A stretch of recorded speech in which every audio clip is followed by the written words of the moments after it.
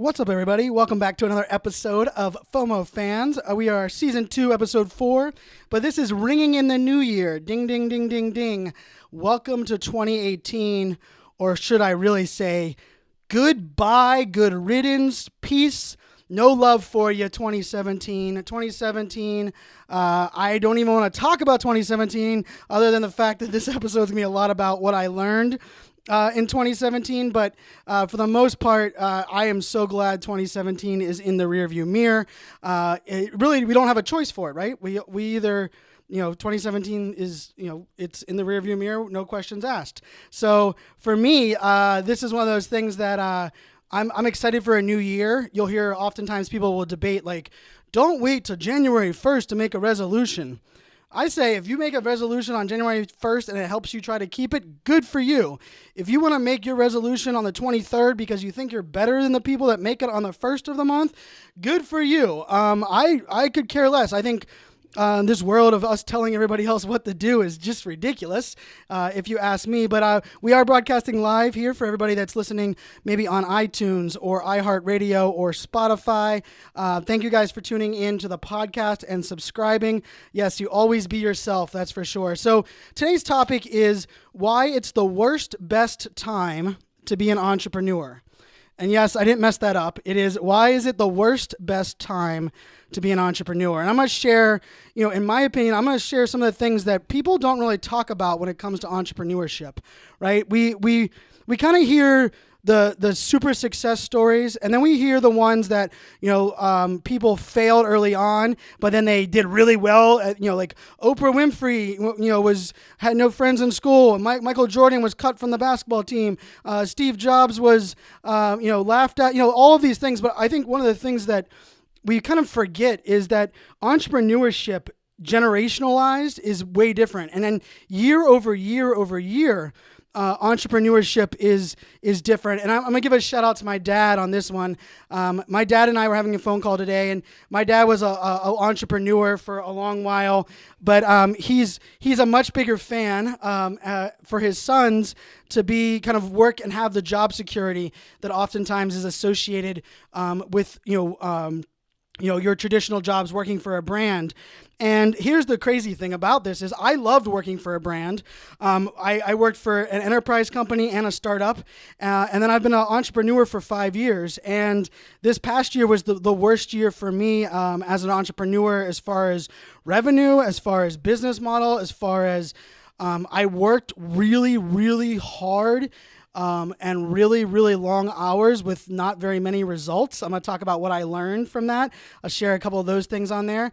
But the thing that I think that is so different today, and my dad kind of brought this up, is, in the past, when you were an entrepreneur, a lot of it was kind of working in your own space and kind of grinding your way along and kind of doing your best. The idea that you don't want to work, you want to work 60 hours for yourself so you don't have to work 40 hours for someone else, all those ridiculous cliches. But one of the things about entrepreneurship for a long time was, you didn't really know a whole lot of other entrepreneurs.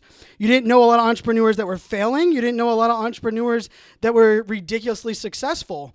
And fast forward to circa 2017, 2018, every other post on social media from an entrepreneur is, a quote about, sleep on your mother's couch because that's how you become successful. Or, I went from bankrupt to a millionaire in 6 months. Let me sell you an online course that's full of crap, selling rainbows and unicorns and more BS. And I think in this world we're living in today, and I'm talking right now, I think it's the worst, best time ever for being an entrepreneur. And the reason I say that is, we have the ability to change the world. We have more tools, more technology, more marketing, components. Our phone in our pocket is more powerful than our computers were a couple of years ago. Our phone can do video. Our phone can record this podcast if I wanted to. We have all of the tools. We have all the things at our disposal. We also have more information, more self-help books, more how to be an entrepreneur books, 3,500,000 courses on how to be an entrepreneur. We have people telling us their success stories on social media. We get an email newsletter 4 days a week from people telling us, what their entrepreneur journey is. But here's the thing, entrepreneur, being an entrepreneur, part of this is you have to be okay with being sick to your stomach every day and also celebrating big wins every day, right? And I've talked about this on past episodes, but I want to dig a little bit deeper into this idea because, the idea that we can all be marketers, we can all market ourselves as entrepreneurs, and Gary Vaynerchuk, in my opinion, is the best at doing this. But you know what? Gary Vaynerchuk's life is a ridiculous life. I mean, that guy is documenting. He is on every channel. He's running multiple businesses. Yes, he has a team behind him. Yes, you might not like him. You might love him. You might hate him. But here's the thing about Gary is that you cannot question his work ethic, his hustle, and his ability to just crank shit out over and over and over again. But here's the thing. I don't want to be that entrepreneur. This is the crazy world that we're living in, is that I fell victim to this in 2017. For me, one of the things that I struggled with was, how do you set up passive income, and how do you start, being able to outsource and grow your business as an entrepreneur? And there's a lot of, mistakes along the way. There's a lot of people that give you great advice. I have a lot of great friends that are very successful entrepreneurs, but I think right now it's very easy to pivot and do what everybody else is doing instead of doing what you believe is going to work and is the reason you became an entrepreneur. I mean, in November of 2017, I found myself asking, what the hell am I doing? Why am I doing it? Why am I trying to compete with somebody else? Why am I trying to keep up with someone that is a successful entrepreneur? Why am I trying, if I didn't become an entrepreneur to keep up with other entrepreneurs. I became an entrepreneur because I wanted to be able to impact more people. I wanted to be able to know that I was doing what I love and loved what I was doing. I wanted to be able to control every aspect. But here's the other thing about controlling every aspect of a business as an entrepreneur. Oftentimes, especially from the solopreneur route, you have to do most of the things that suck. I tell you what, I've told this story many times, but for me, I didn't want to be an entrepreneur. I was afraid to become an entrepreneur because I was like, man, I don't know how to manage my own books. How do you handle invoicing? What happens when I have to outsource and bring on employees? All of these things that I believe are partly out there. And I love the live audiences jumping in. Keep bringing in your comments. I will bring them onto the show for sure. So I love that. I got lots of my good friends here watching on Facebook Live, Periscope, and Instagram. But here's the crazy part about this whole entrepreneur thing is the highs can be really high and the lows can be freaking low. And if you're not prepared to kind of deal with the low lows, or you've never dealt with low lows before, here, I'm going to say this with as much as it sucks. For me, and I'm not going to get too much into the personal side, but I never knew what depression was until last year. I didn't really understand. I didn't grow up having 1 month of my life being depressed or being disappointed. And you know what? When you hit that rock bottom, or quote unquote rock bottom, or you get knocked down, or you're losing business, or for me, one of the things that I did was I rested on success. In 2016, I was crushing it. I spoke at 45 plus events in 11 countries, and I didn't apply for one speaking gig. Every one of those speaking gigs were coming to me. All of my clients were coming to me. I create content. I have 2 podcasts. I live stream. I create a blog. I have a blog and a website that I manage. Yes, I do all of those things, but for 2016, everything was coming to me, and all of a sudden, 2017, things weren't coming to me as an entrepreneur, and I realized I was more of a fakepreneur than I was an entrepreneur. And it's kind of hard for me to say. It was hard for me to admit that in kind of November of this year. It struck me because I realized that, managing invoices, following up with clients that aren't paying bills, having to pay ridiculous memberships and all these software licenses when you can barely have enough money to pay, support and put the lights on in your house. You know what? That is just, it sucks. It's painful. And so I'm not I want to put this out there is like this for me is more of the, I hope that you share this podcast with, other people that are entrepreneurs. And I don't care how, 75-year-old entrepreneurs to 18-year-old, 17-year-old entrepreneurs. My goal is just to kind of keep it real. And I believe entrepreneurship can be super successful, super rewarding. I believe the benefits outweigh the risks, but the risks a lot of times really can pile up. I'm a poker player. I played semi-professional poker, and I see Mr. Adam John. What's up, my friend? How are you? I see lots of people, fellow entrepreneurs chiming in here. This is one of the things that you have to remember is, you're not alone. Entrepreneurship, doing it by yourself is wrong, the wrong way to do that. And I've already figured that out. I've done that. I did it by myself, and I kept doing it by myself and thinking I could do it by myself. And that's the wrong way to do it, bar none. But you also need to figure out how you're going to handle the lows, how you're going to manage the days or the months when you don't have an invoice. Or for me, I had a client that was, 240 days overdue. And what could I do? I'm just an entrepreneur. What am I going to, I'm going to get a lawyer to go sue someone that's going to cost me more money out of my pocket. I wasn't prepared for that. That wasn't something for me, that I didn't know how to handle. And the honest truth was, I started realizing I was waking up every morning not excited to be an entrepreneur, scared about how I was going to make my bills. And I see a lot of people saying, kudos for my honesty and my truth. Here's the thing. I read a lot of books. I follow a lot of people. I consume a crap ton of content. And I use the word crap ton because I do consume a lot of crap ton of content. And I didn't hear many people talking about this side of the journey. And I feel like if I did, it might have helped. And in this world, the reason I use this title, it's the worst, best time to be an entrepreneur, is because if you surround yourself with people who know what you don't, and people that can help you through the low times and celebrate your win, the big times, then you can be successful. You can do amazing things. But one of the mistakes that I made was I was pushing people away when times got tough. I was burying myself in books and listening to podcasts and saying, Brian, you can do this. What's wrong with you? Why are you not doing this? What's wrong with you for not stepping up to the plate? People are looking up to you.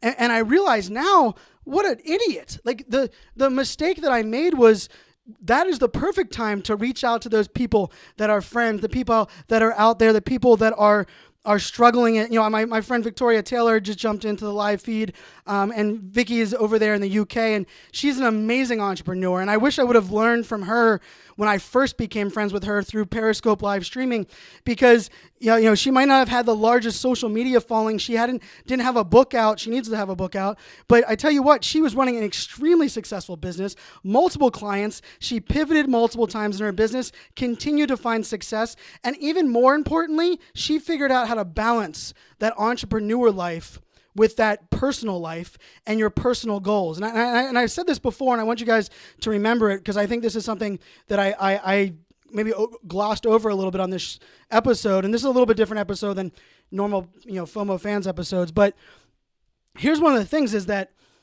I wasn't prepared for the lows. I pushed people away when things got tough because I thought that was me manning up. I thought that was me, hey, Brian, you put yourself in this situation. Brian, you get your damn self out of this situation. I failed at writing a book. My goal in 2017 was to write a book. I wrote 48,000 words and another about 32,000 words, and neither of them are in book form at the moment. My book is non-existent at this moment because I started to lose my identity, and I wanted to talk about this as well because here's the other thing about in this world we live in as entrepreneurs, and this goes for anybody. You can have a side hustle, whatever it is. Here's the crazy part about this is that you are inundated with success stories. You are inundated with people that are telling you how to do it and to buy their course and to sign up for their email newsletter and to do all of these things. What's up, Lisa? And people, you're inundated with all this information, and I do believe we get paralysis by analysis.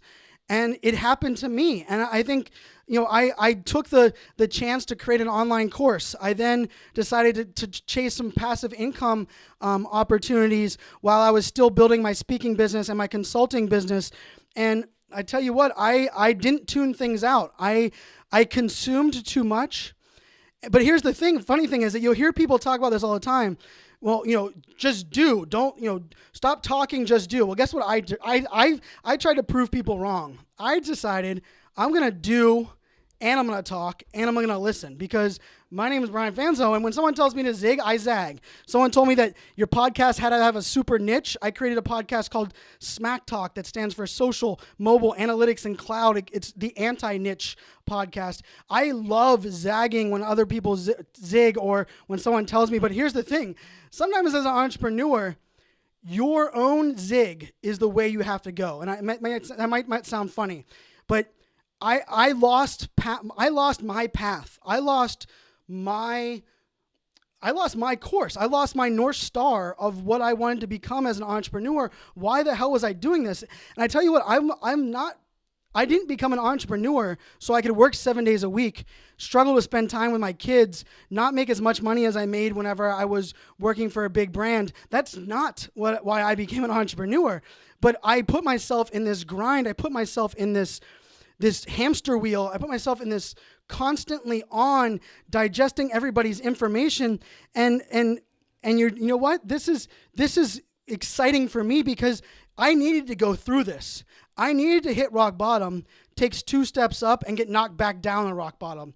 Because when you hit rock bottom, you're kind of like, okay, well, it can't get any worse from this. And you start seeing the good things. And then all of a sudden you go back down. And yes, I do have an ADHD brain. I am, diagnosed with ADHD. I do take Adderall. And, for me, I do love what I do. I'm very passionate. But here's what I figured out I'm now focusing on the things that I know my clients and customers are going to consume and want, that also are the things that I want to do as a business. And if these things don't line up, I'm going to start finding other ways to be an entrepreneur. This is a part, pivoting. I think pivoting is probably the thing that us, probably every entrepreneur that's on here can probably relate to this, that, you pivot because you don't fail, right? Failure sucks and failure happens, but here's the crazy thing, right? But when you're looking at failure to me means you took something too far oftentimes, right? I look at something in pivoting, right? So you launch a podcast, you realize, oh, I can't do a podcast, so I'm gonna pivot away from the podcast and I'm gonna create a blog, and then you decide to create a online course, and you pivot towards the online course, but then you realize that the online course isn't what you're great. So then you pivot towards, selling consulting hours that will then back funnel into your course. And I mean, one of the lessons that I want to share with people that are out there, is that, pivoting for pivoting's sake, or pivoting because you're afraid something's going to fail, is a bad decision, right? Not only do you have to know why you're doing things, but you have to look at that bigger picture. And I write out my goals every year. I'm a very goal-oriented person. I'm a very transparent person. I share a lot of this struggle, I share my wins as well as my struggles on social media pretty publicly, because I kind of believe in the power of transparency so that we're not alone and that we can learn from each other. But at the same time, this, and I love it, my buddy Adam just said this. He said, don't compare your inside to someone else's outside. But also, for me, it's not even comparing. This is what I started to do, is I started to be so happy for my friends that I started celebrating them. I started traveling to their book releases. I started promoting their podcast. I would spend an hour of my day writing a blog to celebrate my fellow entrepreneur friends that were doing it well. And all of a sudden I realized I wasted a lot of my time celebrating other people that were doing it well, that took away from my time for doing my own job well, right? And this is something that I don't believe in turning off social media.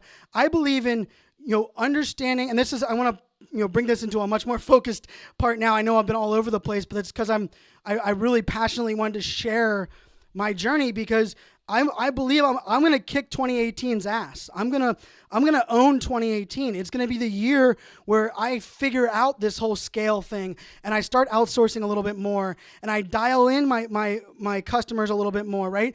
And I'm going to still cheerlead my friends, but I'm going to have to remember that just because my friends are successful, doing it the way that they're doing it doesn't mean I need to do that same way, right? Just because a friend in a different industry launched an online course and it was super successful, well, hey, I'm an entrepreneur. I can create an online course. Mine will be super successful. Guess what? It's this overall piece. And then I love some people are talking about, how do you find out what your customers truly want? I have something that I call holistic value. And holistic value to me, every single one of my paid clients for the last 2 years, 2017 and 2016, if I had a paid client, either a paid speaking gig, a paid consulting gig, a paid MC gig, a paid workshop, paid strategic influencer marketing strategy gig, every one of those gigs that I had, I did a holistic value where I worked backwards to figure out what things that I do that created that opportunity. What did I do that allowed that person to hire me? And oftentimes it's 5 or 6 relationships. It's something that I did 5 years ago. I mean, one of my biggest clients right now, and you guys are going to hear a lot about them in 2018 because we're launching an app together. This was someone that I worked for who was a CFO or the CIO at the company I worked for 2 months. He saw me in a boardroom one time, yet 4 years later when he was like, hey, I'm launching this app and I need somebody that has a growth marketing, growth hacker type mindset. I want to work with you, Brian. It was if I look at that holistic view and we backtrack things all the way back to the beginning, guess what I figured out? It was the fact that I went into a boardroom meeting 5 years ago, 6 years ago, and I stood my ground. And I stood up for what I believed in, and I wasn't afraid or overwhelmed by that opportunity. And I guess this is the other piece about this is that you also want to surround yourself with entrepreneurs that are giving. Daniel Newman, if you guys don't know, Daniel Newman and I host a podcast together, and we decided to be business partners 3 years ago. And then after 6 months, we kind of realized that business partnership wasn't the best overall plan for us, but we wanted to partner on different projects. So we still do 4 to 5 projects a year together. But I can tell you, Daniel was there for me every step of the way. He's an entrepreneur that has 5 businesses that is crushing it, is a great guy that is one of those guys that, he lets his work and his business do the talking for him. And I've tried to work on him to be better at that. But this is one of those things that, it's one thing to surround yourself with successful entrepreneurs. It's another thing to surround yourself with entrepreneurs that are going to be transparent, that are going to be real with you. Because another thing that I didn't do very well is that I joined a couple groups and I became a part of a couple teams, Slack groups and these different mastermind teams. And I picked the wrong teams. And I'm gonna kind of bring this whole episode home on this thing. Surrounding yourself with people that like the same things as you, or that are maybe your biggest fans, is not a recipe for success. If people that are around you as an entrepreneur aren't willing to tell you, hey, stop doing that, or hey, what's the ROI of that, or hey, did you track down that invoice yet, or hey, buddy, I'm just checking in on you. How are you doing?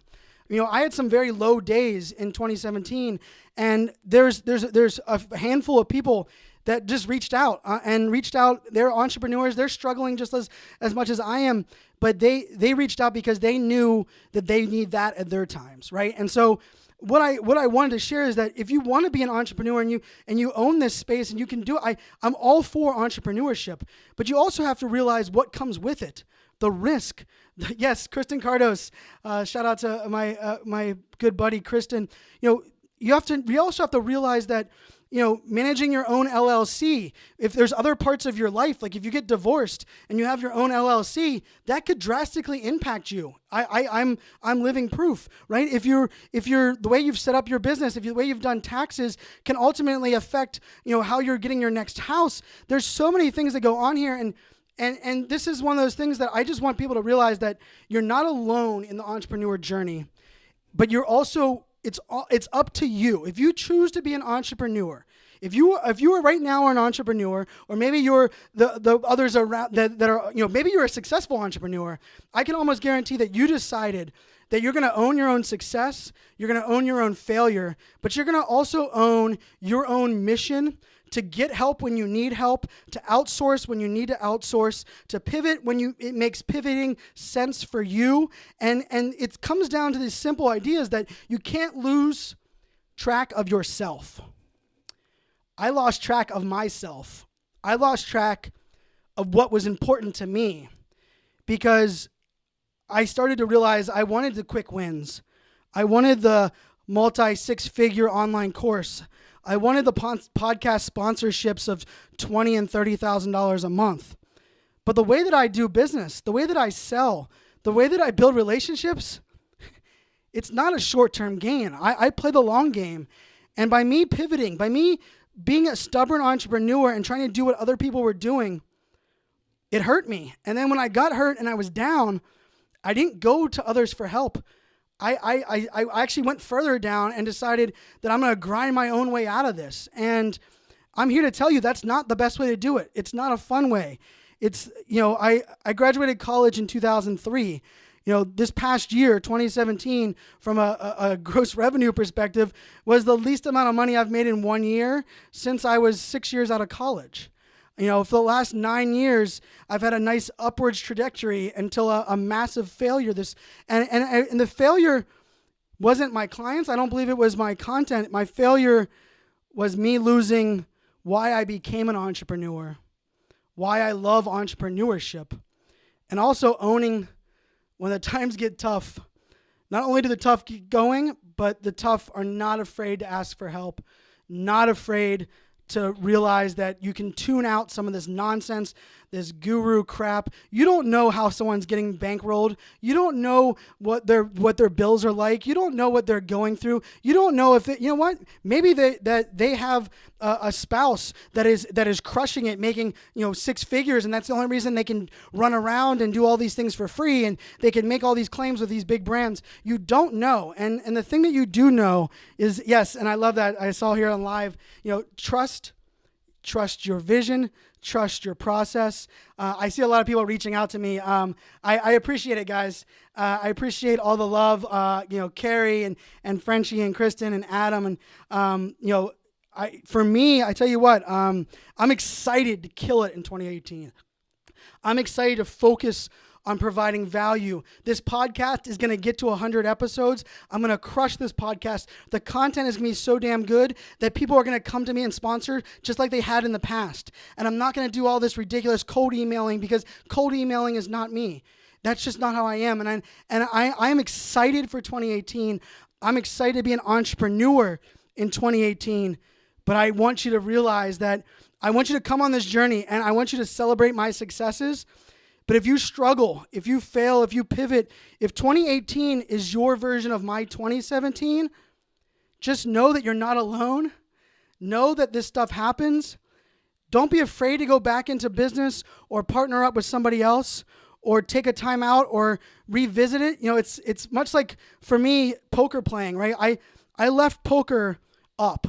I finished my semi-professional poker career with money in the bank. I made more money than I had lost in poker. You won't hear that very often, and I'm very proud of that. But the reason was because I knew that I could come back later on down the road and play poker. I couldn't come back and raise my young daughters. I couldn't come back and soak all this entrepreneurship time in. And so the next thing about this is that the reason I was saying this is if you're doing the entrepreneurship thing and it's not working for you today, do not feel like it's below you to go back to what you were doing before or go work for a brand or team up with another entrepreneur, because I believe I struggled with that. And it was something that I struggled dearly, because I think if you're an entrepreneur and you fail and you go do something else, it doesn't mean you failed forever as being an entrepreneur. You were smart enough to realize that maybe this time isn't right. Maybe it's not the perfect time for your customers. Maybe there's another way to make this all work. And so, guys, I'm thankful for an amazing community. My family, I'm blessed. I pushed my family away and they kept coming back. And if you guys have other people that are struggling, if you have entrepreneurs in your family, entrepreneurs that you're friends with, reach out to them and just check in with them. Even put it on a calendar notification. Every other Wednesday, just put a calendar notification that says, check on Entrepreneur Friends, and just send a simple text message. Pick up the phone and call. I got a couple really nice letters in December from people that mailed, they got my address and mailed me a couple nice letters that knew what I was going through. And I tell you what, man, opening a letter and someone just telling you, hey, I'm here for you if I need you.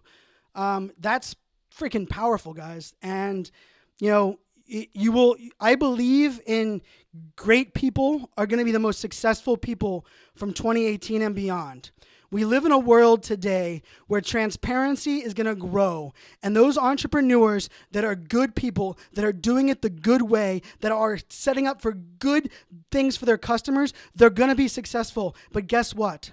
Those crappy people that are doing it the crappy way, that piss you off, they're going to still do it the crappy way. Some of them are still going to be successful doing it that way, but just know this, 2020, 2023, they won't be successful. I lost sight of that, but I believe it with all my heart.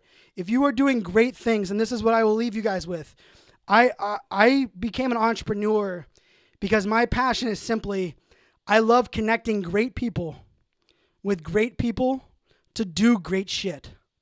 I love connecting great people with great people to do great shit.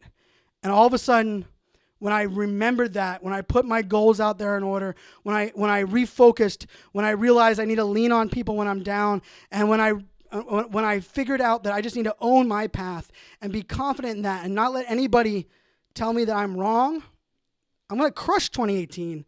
We're going to come back and listen to this episode, and we're going to talk about what we can learn from this, because it's always learning. You always have to be willing to listen to other people, but don't get bogged down by all of that noise. Guys, my name is Brian Fanzo, better known as iSocialFanz. This is the FOMOFanz podcast. If you love this podcast, if you like this kind of content, reach out to me on Twitter, iSocialFanz, lowercase I, fans with a Z or a Z at the end. Send me a DM. Follow me on Instagram. Everywhere, I'm iSocialFanz. Consistency is important. I love doing this podcast. The live audience with, I probably have, I don't even know, about 1,000 or 1,200 comments between the live streams today. Thank you. Thank you for watching this live. Thank you for helping fuel my passion to do this and share my story.